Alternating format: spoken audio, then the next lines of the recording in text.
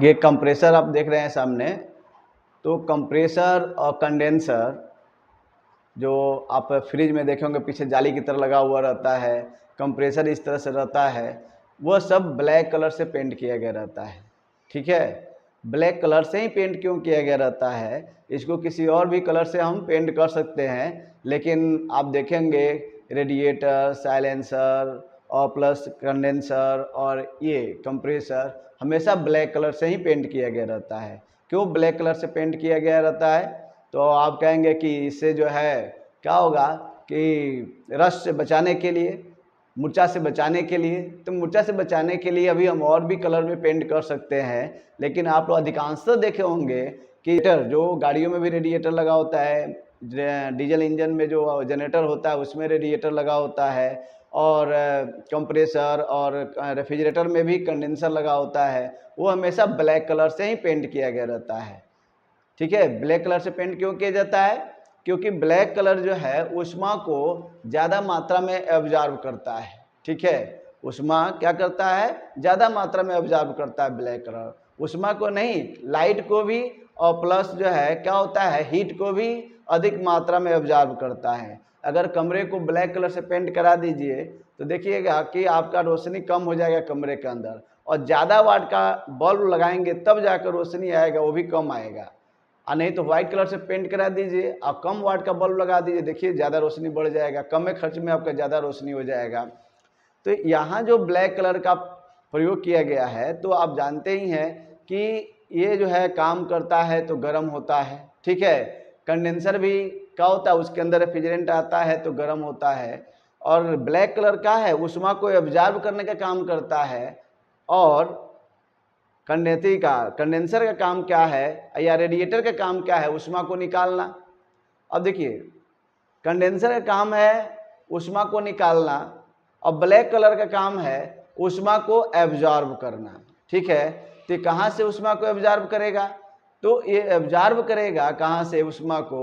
तो वह कंडेंसर के अंदर से ऊष्मा को एब्जॉर्ब करेगा, न कि एटमॉस्फेयर के एयर के अंदर से ऊष्मा को एब्जॉर्ब करेगा। बात समझ रहे ना आप लोग? मतलब कि हीट ट्रांसमिशन तो होगा, यानी ऊष्मा का स्थानांतरण तो करेगा, यानी कि ब्लैक कलर ऊष्मा को एब्जॉर्ब तो करेगा, लेकिन एटमॉस्फेयर में नहीं करेगा। क्यों? क्योंकि एटमॉस्फेयर का टेम्परेचर कंडेंसर के टेम्परेचर से, या कंप्रेसर के टेम्परेचर से, या रेडिएटर के टेम्परेचर से, साइलेंसर के टेम्परेचर से क्या होता है? एटमॉस्फेयर का टेम्परेचर कम होता है और कंडेंसर का टेम्परेचर ज़्यादा होता है। तो आप पढ़े ही हैं कि ऊष्मा हमेशा उच्च सीमा से निम्न सीमा की ओर प्रवाहित होता है। ठीक है, ऊष्मा उच्च सीमा से निम्न सीमा की ओर प्रवाहित होता है, यानी कि वह कंडेंसर से ऊष्मा को एब्जॉर्ब करेगा, न कि किससे?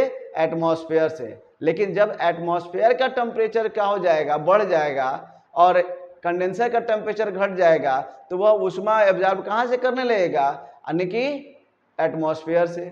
ठीक है, इसी तरह से एक बैच में समझा रहे थे, तो एक आयल हीट एक्सचेंजिंग कॉइल भी समझा रहे थे कि आयल हीट एक्सचेंजिंग में क्या होता है कि जब आयल का टेम्परेचर कम रहता है तो वह आयल को गर्म करता है, और जब आयल का टेम्परेचर बढ़ जाता है रेफ्रिजरेंट के टेम्परेचर से, तो आयल को ठंडा करने लगता है। तो एक लड़का कहता है क्या, सर जी ये तो ब्लैक कलर और आयल हीट एक्सचेंजिंग कॉइल जो है वो तो भरभरी का काम करता है। बर्बरिक जानते हैं कौन है? बर्बरिक जो है भीम का नाती घटोत्कच का लड़का है। उसको उसके गुरुजी ने कहा था कि जहाँ पर कमज़ोर जो होगा उसके तरफ से लड़ाई करना। तो महाभारत में भी लड़ने के लिए गया, तो कृष्ण भगवान कहे कि बताओ क्या कर सकते हो? तो कहा कि हम महाभारत को समाप्त कर सकते हैं। तो कैसे? तो उसने एक तीर निकाला और पूरे पेड़ के जो है पत्ते को छेद दिया। तो कहा कि ठीक है, लेकिन अगर तुम लड़ोगे तो किसके तरफ से लड़ोगे? तो कहा कि अगर जिस माने कि टीम के तरफ जो टीम हार रही होगी उधर से लड़ेंगे, और जो टीम जीत रही होगी उसके विरुद्ध लड़ेंगे। मतलब क्या चीज़ कि जिधर जो है हार रहा है उधर से लड़ना शुरू करेगा। अगर जिधर से लड़ रहा है और फिर दूसरा जो हारने लगेगा तो फिर उधर से इसके विरुद्ध लड़ने लगेगा, यानी दोनों तरफ से वही लड़ने लगेगा।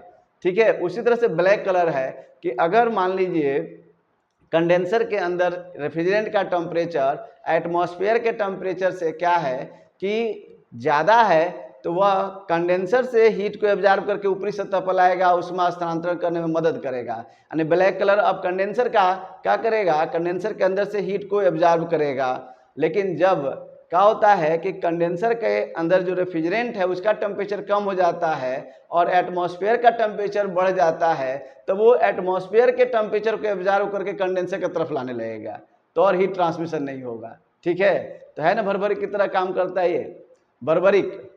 ठीक है, बर्बरिक समझ में आ रहा ना, बर्बरिक का। तो इसलिए जो है श्री कृष्ण भगवान बर्बरिक का क्या करिए, तो कहे कि तो अपना शीश हमको दे दो, तो काट कर दे दिया। और इसीलिए क्या किए, उसको आशीर्वाद दिए श्री कृष्ण भगवान कि तुमको जो है, तुमको जो तुम्हारे शरण में जो भी आएगा उसको जो है हर मनोकामना पूरा होता जाएगा। इसलिए उनको खाटू श्याम बाबा के नाम से लोग क्या करते हैं, जानते हैं। चलिए ठीक है, तो ये आपको समझ में आ गया ब्लैक कलर क्यों प्रयोग किया जाता है। ब्लैक कलर का प्रयोग क्या है, कंडेंसर और plus compressor plus radiator silencer सब में जो जहाँ पर हीट ट्रांसमिशन करना होता है वहाँ पर ब्लैक कलर का ही इस्तेमाल किया जाता है। ठीक है।